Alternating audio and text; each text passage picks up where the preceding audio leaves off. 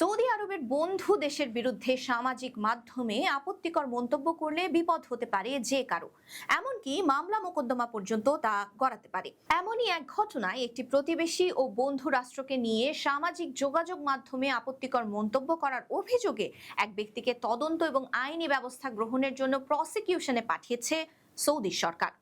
কর্তৃপক্ষ জানিয়েছে ওই ব্যক্তি সোশ্যাল মিডিয়ায় এমন কিছু পোস্ট এবং মন্তব্য করেছে যা সৌদি আরবের আইন এবং দেশটির আন্তর্জাতিক সম্পর্ক ও কূটনৈতিক নীতিমালার সম্পূর্ণ বিরোধী। বিষয়টি নজরে আসার পর সংশ্লিষ্ট নিরাপত্তা সংস্থাগুলো তদন্ত শুরু করে এবং প্রাথমিক তদন্তে অভিযোগের সত্যতা পাওয়ার পর তাকে প্রসিকিউশনের কাছে হস্তান্তর করা হয়। সৌদি কর্তৃপক্ষ সতর্ক করে বলেছে, সামাজিক যোগাযোগ মাধ্যমে কোনো দেশ, জাতি বা বন্ধু রাষ্ট্রকে অপমান, বিদ্বেষ ছড়ানো বা সম্পর্ক ক্ষুণ্ণ করতে পারে এমন মন্তব্য করা আইনত দণ্ডনীয় অপরাধ।